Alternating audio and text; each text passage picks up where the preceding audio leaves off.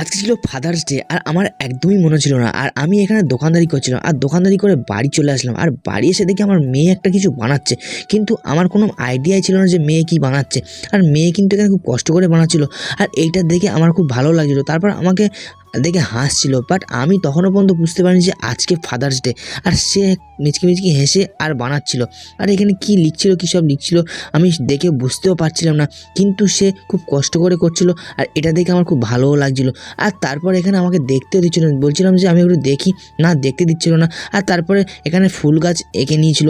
আর আঁকার পরে তারপরে আমার মেয়ে আমাকে ডেকে নিয়ে গেল আর জিনিসটা আমাকে হাতে দিল। আর আমি এটা দেখলাম যে এখানে ফার্স্টে পেজে ফুল আঁকা আছে। আর এটা খুলে দেখতে বলছিল আমাকে, আর আমি এটা খুলে দেখলাম। খুলে দেখার পরে ও বলছে যে আমি খুলে দিচ্ছি।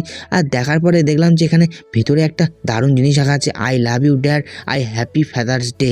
আর এইটা দেখে আমার দারুণ লেগেছিলো। বাই দ্য ওয়ে, আজকের ব্লগটা এইটুকুই।